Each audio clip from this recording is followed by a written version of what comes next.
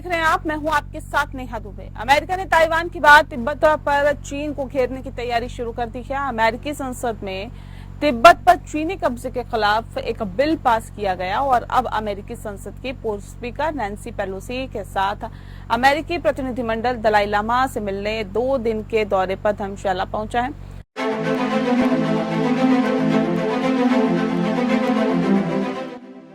दुनिया ने अब चीन को उसी के भाषा में जवाब देना शुरू कर दिया है। अमेरिका ने चीन के तिब्बत को अपना हिस्सा बताने वाले दावों को फिर से खारिज कर दिया है। अमेरिकी संसद में तिब्बत पर चीनी कब्जे के खिलाफ एक बिल पास किया गया है। इस एक्ट के तहत अमेरिका दुनिया भर में चीन के तिब्बत को लेकर फैलाए गए झूठ का जवाब देगा। इसके अलावा वह चीन और दलाई लामा के बीच बिना शर्त समझौता कराने की कोशिश भी करेगा। राष्ट्रपति जो बाइडेन इस बिल पर साइन करेंगे। रिजॉल्व तिब्बत एक्ट बिल अमेरिकी संसद के दोनों सदनों हाउस ऑफ रिप्रेजेंटेटिव्स और सीनेट में पास हुआ है।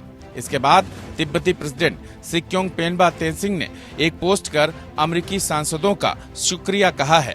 इस बिल के लागू होने से चीन को कड़ा संदेश जाएगा कि दलाई लामा और तिब्बती प्रेसिडेंट पेम्पा तेनसिंग ही तिब्बती लोगों के रिप्रेजेंटेटिव हैं। वहीं मंगलवार 18 जून को अमेरिकी संसद की पूर्व स्पीकर नैन्सी पेलोसी और रिपब्लिकन पार्टी के सांसद माइकल मैककॉल दलाई लामा से मिलने 2 दिन के दौरे पर धर्मशाला आ रही हैं। नैन्सी पेलोसी वही अमेरिकी नेता हैं जिनके ताइवान जाने का विरोध करते हुए चीन ने जंग की चेतावनी दी थी।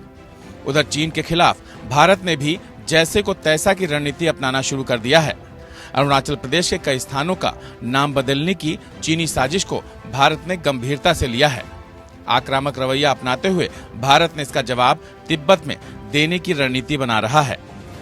चीन द्वारा जबरन कब्जा किए तिब्बत स्वायत्त क्षेत्र में भारत 2 दर्जन से अधिक स्थानों का नाम बदलने के अभियान की योजना पर भी काम कर रहा है।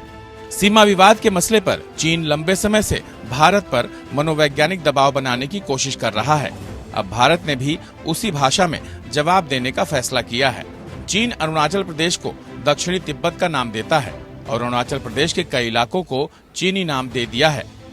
इसी मार्च में चीन ने भारत के पूर्वोत्तर राज्य में वास्तविक नियंत्रण रेखा LAC के साथ 30 स्थानों का नाम बदल दिया था, जिनमें आवासीय क्षेत्र, पहाड़, नदियां, झील, पहाड़ी दर्रा शामिल है।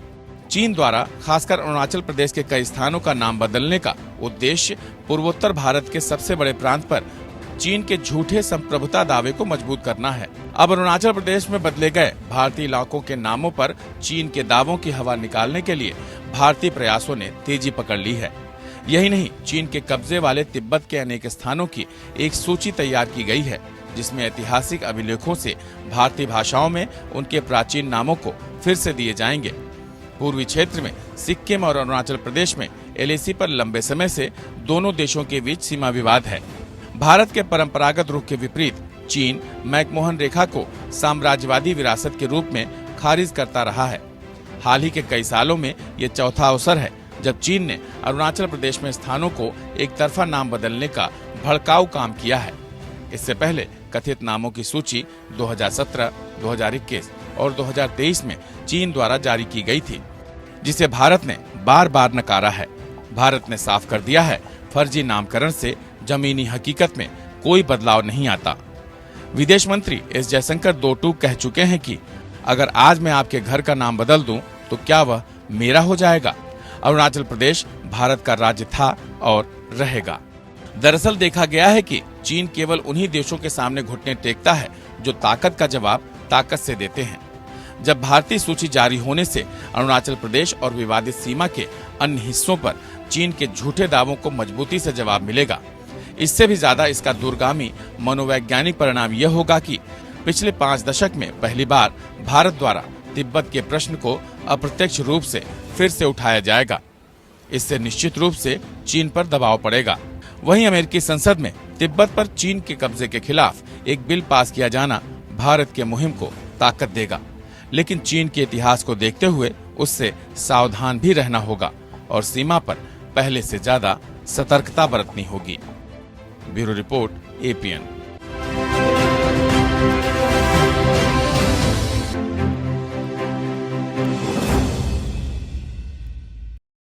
तो अमेरिकी संसद में तिब्बत पर बिल पास हुआ है और ये जो बिल है वो काफी अहम बताया जा रहा है।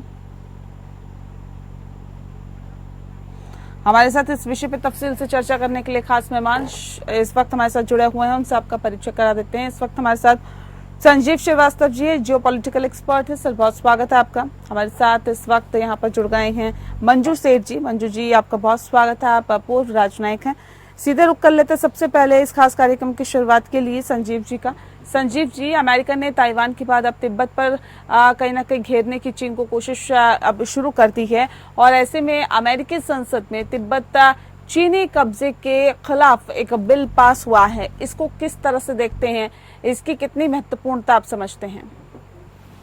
देखिए, ये जो बिल है वो यूनाइटेड स्टेट्स ऑफ अमेरिका की संसद में पास किया गया है। रिजॉल्व तिब्बत एक्ट नामक ये बिल है और ये संसद के दोनों सदनों में यूनाइटेड स्टेट्स ऑफ अमेरिका की ये पास हो चुका है।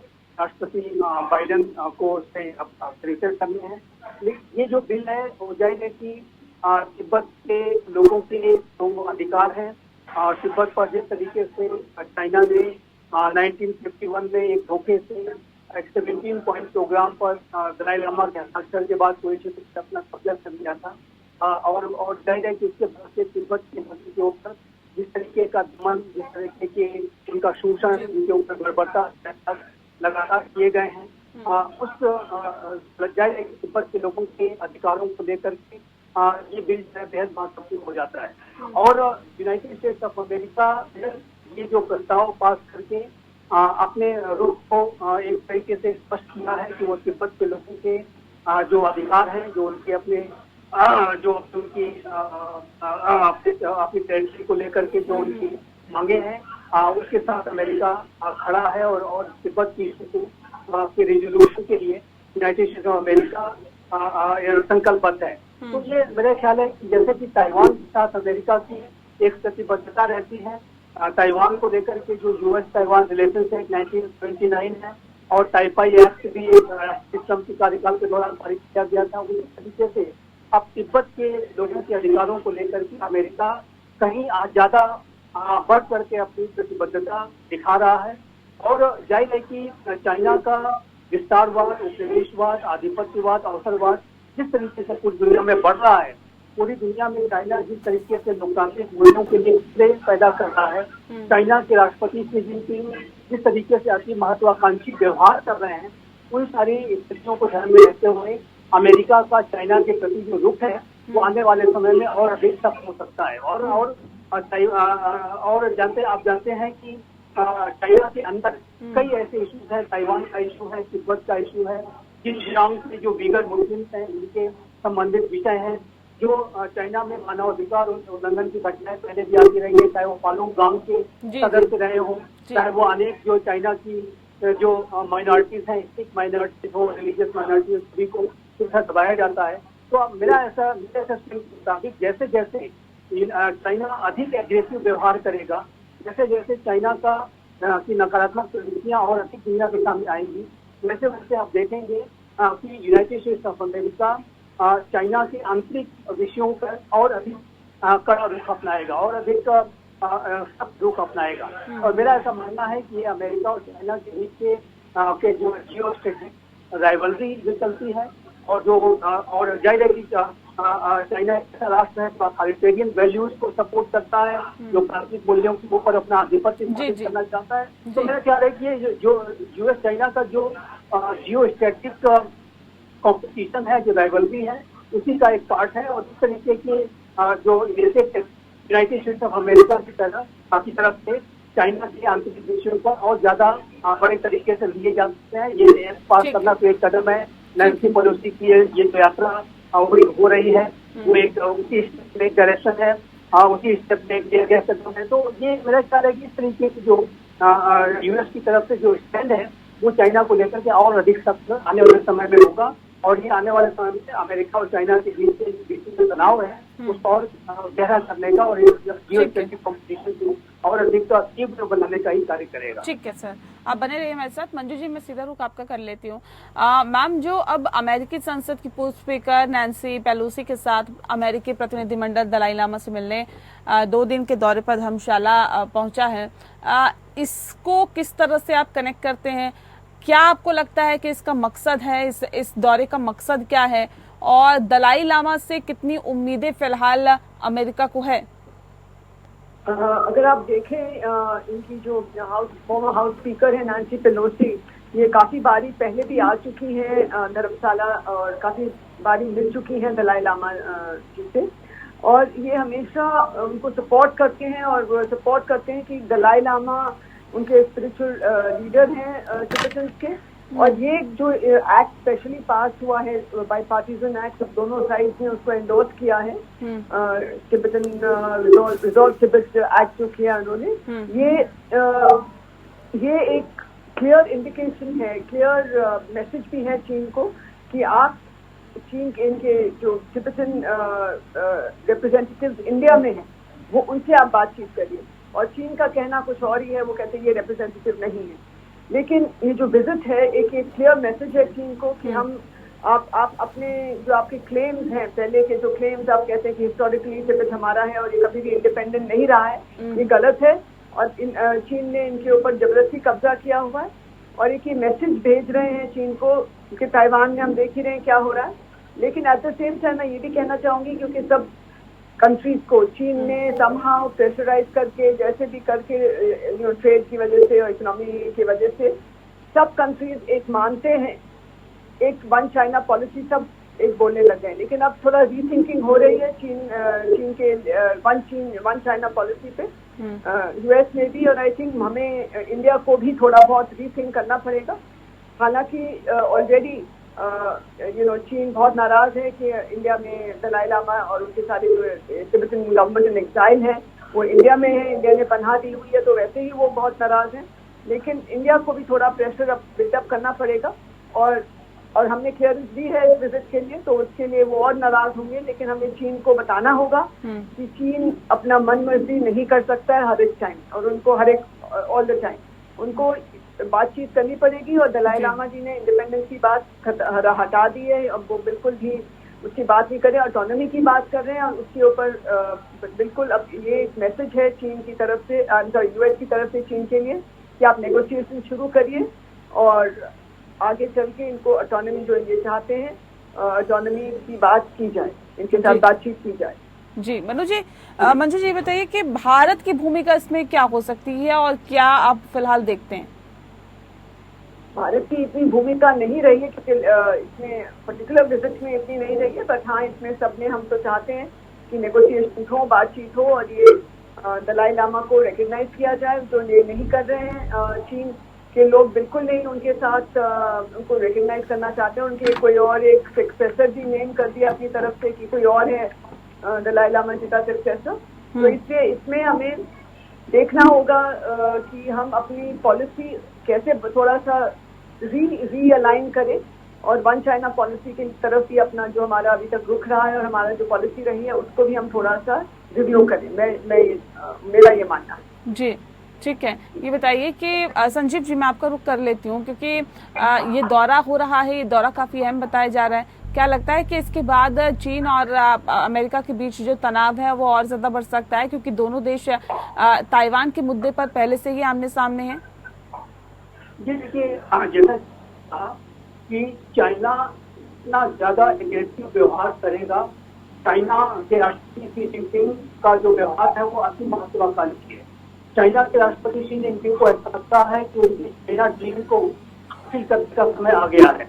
एक चाइना के राष्ट्रपति हुआ करते थे डेंग जियाओपिंग के समय में चाइना में ये सोच थी कि hide basis by the time, अपने शक्तियों को छुपा करके क्षमताओं को छुपा कर समय का इंतजार।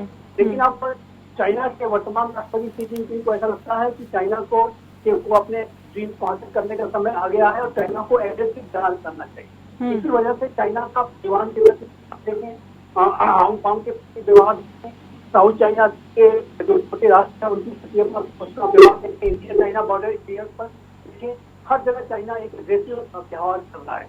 अपने PRI के माध्यम से चाइना पूरे विश्व में आर्थिक साजिशें रच रहा है, डिप्लोमेसी चल रहा है, मिलिट्री बेसेस बनाने की तैयारी में है। तो ऐसे में चाइना का जो व्यवहार है वो बहुत ही एग्रेसिव होता जा रहा है। और ये जाहिर है कि जैसे जैसे चाइना का जो एग्रेशन बढ़ेगा वैसे वैसे आप देखिए कि चाइना के आंतरिक जो अनेक विषय हैं उसके बारे में जो लोकतांत्रिक राष्ट्र और अधिक प्रखर तरीके से अपनी आवाज उठाएंगे। जैसे कि वर्तमान समय में अभी तक एज ऑफ टुडे जिसको कहते हैं अमेरिका हो या भारत हो या अन्य लोकतांत्रिक जो राष्ट्र हैं, जिम्मेदार लोकतांत्रिक राष्ट्र हैं, उन्होंने अपनी वन चाइना पॉलिसी में कोई बदलाव नहीं किए हैं। लेकिन आने वाले समय में यदि चाइना ज्यादा एग्रेसिव व्यवहार करेगा तो राष्ट्रों द्वारा वन चाइना पॉलिसी को रिव्यू किया जा सकता है। अमेरिका भी उसे रिव्यू कर सकता है, भारत भी उसे रिव्यू कर सकता है। और जाहिर है कि ये जो अनरिजॉल्व इश्यूज है, चाहे वो तिब्बत का इशू हो, चाहे वो ताइवान के प्रति चाइना की जो एक आक्रामक व्यवहार हो, हांगकांग के एक अंतर्राष्ट्रीय वन सिस्टम के मॉडल को बदलने की बात, ना पूरे साउथ चाइना सी के जिससे चाइना फॉल्स टेरिटोरियल क्लेम करता है 90% उसके बाद को अपनी इमेजिन 9 डेज इत्यादि के माध्यम से अपना भाग बताता है। वो सारी बातों के ऊपर अंतर्राष्ट्रीय समुदाय और अधिक प्रखर रुख अपनाएगा। और ये चाइना के और एक बात मैं अवश्य कहना चाहूंगा कि चाइना आज इतनी बड़ी महाशक्ति बनने का दम्भ भरता है। और जाहिर है वो जो पैसे उसके पास आए हैं, दुनिया की नंबर 2 आदमी है, फैक्ट्री के नाम से जाना जाता है, ये अंतर्राष्ट्रीय सहयोग से ही हुआ है। 1929 में यदि समुदाय चाइना में अपनी फैक्ट्री के साथ नहीं की होती, सप्लाई चेन के साथ नहीं की होती, वहाँ पर चाइना को के साथ व्यापार नहीं किया होता तो चाइना इतनी बड़ी पैसे को नहीं जनरेट करती। और आज इसी पैसे के बल पर यदि चाइना पूरे विश्व पर शासन करने की मंशा रखता है तो ये होने वाला नहीं। और अंतर्राष्ट्रीय समुदाय उसे अपने समर्थन को विड्रॉ करेगा। और जो कि मेरा मानना है कि शुरू हो चुकी है, तो चाइना की इकोनॉमी को शॉर्ट टर्म में तो नहीं लेकिन मीडियम टू लॉन्ग टर्म में बड़ा नुकसान होगा और ये चाइना लगातार कमजोर होता जाएगा। तो ये मुझे ऐसा लगता है कि जो आज अमेरिका और अधिक प्रखर होकर अपनी आवाज उठा रहा है और लगातार जो है तिब्बत के इशू को भी अब आने वाले समय में ऐसा तेज तरीके से उठाएगा और जैसे कि ताइवान के विषय तो अपनी बात पे रखता है। तो ऐसे में ये इसके लिए सबसे बड़ा जिम्मेदार चाइना ही है, चाइना के जो शासक ही हैं। और ये तो बात बहुत स्पष्ट है कि तिब्बत के लोगों के साथ उन्होंने बहुत चर्चा किए हैं, चाहे वो 1959 से लेकर के अब तक बात करने लगातार उनके ऊपर शोषण बढ़ता। और यहाँ तक कि एक दलाई लामा को चाइना ने स्वयं से स्थापित करने की जो है बात कर उसकी साजिश रच डाली है। तो कितना दलाई लामा तिब्बत के लोगों पर पहुंच करेगा, जो कि जाहिर है कि तिब्बत के लोग उसे मानने वाले नहीं है। तिब्बत के जो धर्मगुरु वर्तमान दलाई लामा है और उसके बाद तिब्बत के लोग ही वहाँ के जो बुद्धिस्ट हैं वही फैसला करेंगे कि दलाई लामा कौन होंगे। तो ये चाइना की जो बुद्धिस्ट लोगों की जीवन शैली, परंपराएं, उनका इतिहास, उनके धर्म के अंदर इंटरवीन करने की भी अनेक जो साजिशों चाइना रच रहा है, उसमें जो सफल नहीं होने पाएगा। और तिब्बत का इशू एक ज्वलंत है, जाहिर है, और इसके ऊपर आने वाले समय में अंतर्राष्ट्रीय समुदाय में और तीव्रता के साथ और गहराई के साथ विचार मंथन होगा और इस रिजोल्यूशन के लिए राष्ट्र अपना संकल्प व्यक्त करेंगे। और जैसा कि आप इस एक्ट में देख रहे हैं कि रिजॉल्व तिब्बत एक्ट का नाम दिया गया है, यानी कि तिब्बत एक अनरिजॉल्व इशू है और इसके ऊपर चाइना का जो ऑक्यूपेशन है उसके ऊपर आने वाले और गहराई के साथ और विचार मंथन होगा। और चाइना के लाभ करना चाहने के बावजूद भी इस विषय के ऊपर वो बात करने से और मिलने से राष्ट्रों के नेताओं को दलाई लामा वो रोक नहीं। ठीक है मंजू जी, चीन के खिलाफ भारत ने भी जैसे को तैसे वाली रणनीति पर काम करना और इसको अपनाना शुरू कर दिया। हाल में ही चीन ने अरुणाचल प्रदेश के कई इलाकों का नाम बदला, तो भारत ने भी चीन द्वारा जो जबरन कब्जा किया गया था उस तिब्बत स्वायत्त क्षेत्र में 2 दर्जन से अधिक स्थानों पर नाम बदलने की योजना पर काम शुरू कर दिया था। अब ऐसे में इस पूरे विवाद में जब अमेरिका और चीन आमने सामने है, इसमें भारत की रणनीति आगे कैसी होनी चाहिए और क्या अभी तक सूझबूझ के साथ भारत ने काम किया है? ऐसा क्या कदम उठाना चाहिए भारत को आने वाले वक्त में? जैसे हम आपने जैसे कहा, हमें यूएस के साथ, अमेरिका के साथ हमें मिलना चाहिए इस मामले पे भी। हम कोलैबोरेट करते हैं सिक्योरिटी पे, बहुत चीज़ों पे। और जब ये इनका डेलीगेशन आया है तो हमने उसके ऊपर भी हमारे क्लियरेंस के बाद ही आया है। तो हम बिल्कुल बातचीत तो जारी रख रहे हैं, लेकिन इस मुद्दे पे, तिब्बत के मुद्दे पे, ताइवान के मुद्दे पे हमें मिलकर एक स्ट्रैटेजी करनी पड़ेगी, क्योंकि जैसे संजीव जी ने कहा कि वहाँ पे साउथ चाइना सी ने भी चीन का जो रुख है और जो उनका एक्शंस हैं वहाँ पे भी, कि हम जितना कब्जा कर सकें दूसरे का, जो हमारे पास नहीं भी था, हम अपनी स्ट्रैटेजिक हेफ्ट बढ़ाने के लिए अब यहाँ इसका भी कब्जा कर लें, उसका भी कब्जा कर लें। और वैसे भी इनका अगर आप देखें BRI के अंदर इन्होंने यही किया है कि कहाँ अपनी स्ट्रेटेजिक लोकेशंस पे अपना मिलिट्री बेस बना सकें, और ये सब जगह पूरा अपना इन्फ्लुएंस और अपना जो दबदबा बढ़ाने की जो बात कर रहे हैं और चैलेंज कर रहे हैं सब, और जो एग्जिस्टिंग ऑर्डर है, वर्ल्ड ऑर्डर, हाँ थोड़ा बहुत करेंगे जरूर, क्योंकि वो कहते हैं हम क्यों एक्सेप्ट करें, लेकिन जिस तरीके से और जिस किसी की परवाह ना किए बिना, और किसी हर एक US को चैलेंज करें, जिसने उनको इतना, इनकी मतलब चीन और US का जो रिलेशनशिप था उसकी वजह से ही, और उनके US के सपोर्ट से ही चाइना का इकोनॉमी इतनी ऊपर गई है, और इसीलिए उनकी कंपनीज की वजह से। लेकिन अगर ये बैकफायर कर गया है, क्योंकि US ने सोचा था कि पीसफुल राइज ऑफ चाइना होगा और ये मेन स्ट्रीम में आएंगे और सारे कंट्रीज के साथ मिलजुल के वर्ल्ड पीस की तरफ जाएंगे, लेकिन ये बिल्कुल ही गलत उनकी एक्सपेक्टेशन थी US की। और अब उनको समझ आ रहा है कि हमने क्या किया, तो इसलिए एक्शन ले रहे हैं कि कैसे मैसेज दिया जाए चीन को कि अपने रवैया बदलिए, नहीं तो आपके लिए आगे चल के मुश्किल होगी। और उनकी इकोनॉमी से ऑलरेडी जो हमने वो इंडिया की तरफ और कंट्रीज की तरफ जो सप्लाई चेन है उसको डाइवर्ट करने की कोशिश कर रहे हैं, मैन्युफैक्चरिंग को भी डाइवर्ट करने की कोशिश कर रहे हैं, और ये जो चिप्स वगैरह हैं उनकी भी कोशिश कर रहे हैं कि वहाँ चीन के ऊपर जो डिपेंडेंस है उसको कम किया जाए। तो ये सब मैसेजेस और क्लियर एक इंडिकेशन है कि अब US भी सीरियसली इस मामले को, जो चीजें जो डेवलपमेंट हो रहे हैं उसको ले रहा है, और ये उनके जो सांसद आए हैं और उनके फॉरेन अफेयर्स कमेटी के जो हेड आए हैं अभी आज दलाई लामा जी से मिलने पहुंचे हैं धर्मशाला, एक ये अगेन एक क्लियर इंडिकेशन है कि चीन की तरह चीन को कि US अमेरिका अपना जो अभी तक वन चाइना पॉलिसी है ताइवान को लेकर भी और तिब्बत को लेकर भी रिव्यू कर सकता है। और उन्होंने मैसेज, ये उनकी जो डेलीगेशन गई है, अब चीन तो बिल्कुल ऑब्जेक्ट करेगा, लेकिन हम देख सकते हैं कि ये एक US का एक स्टेप है, फर्स्ट स्टेप है कि अगर आप मान जाइए, सुधर जाइए, नहीं सुधरेंगे तो हम आगे चल के और प्रेशर डालेंगे आप पे और चीजें करेंगे जिससे आप अपना रवैया बदलें। तो आई थिंक ये और इंडिया और US को दोनों बिल्कुल साथ में चलना चाहिए इस मामले पे, ताकि चीन को समझ आए कि वो मन मर्जी हर एक जगह नहीं कर सकते। इंडिया में भी क्या कर रहे हैं, और हमने जो अपना वहाँ पे तिब्बत में नाम बदलने की जो एक योजना बनाई है, ये एक पॉजिटिव चीज है, बिकॉज वो और कुछ समझ में नहीं आता, उनको सिर्फ स्ट्रेंथ की भाषा समझ आती है, जहाँ तक हमें नजर आ रहा है। और इकोनॉमिक डिपेंडेंस जो हमारी इंडिया की उनके ऊपर बनी हुई है, उसको हम जब तक कम नहीं करेंगे और इस टाइप का एक्शन नहीं लेंगे, उनको ये बहुत क्लियर मैसेज जाना चाहिए कि आप ये मत सोचिए कि नाम बदलने से आपका कोई इस पे क्लेम आ जाता है, और हमने उससे आपसे, और अगर आप ऐसा कहते हैं तो हम भी उसको क्लेम कर लेंगे। अगर आपका ये एटीट्यूड है कि आपने नाम बदल दिए तो आपका हो गया, तो हम भी तिब्बत में नाम बदलेंगे तो क्या हमारा हो जाएगा या इंडिपेंडेंट हो जाएगा? तो अगर है तो हम भी ऐसा ही करेंगे। तो आई थिंक ये बहुत जरूरी था उनको मैसेज करने के लिए और उनको समझाने के लिए, क्योंकि चीन बिल्कुल अपने मन मर्जी कर रहा है और उनको समझना चाहिए कि अब वो पहले वाला इंडिया नहीं रहा है और पहले वाला US भी नहीं रहा है। तो आगे आई थिंक, आई होप कि US और चीन दोनों, US और इंडिया दोनों मिलके चीन को एक क्लियर मैसेज और एक क्लियर एक क्लियरली बता पाएंगे कि आप अपनी मनमर्जी नहीं कर सकते। ठीक है, क्योंकि अमेरिका संसद में जो तिब्बत पर चीनी कब्जे के खिलाफ एक बिल पास हुआ है, जाहिर तौर पे भारत के मुहिम को वो ताकत तो देगा।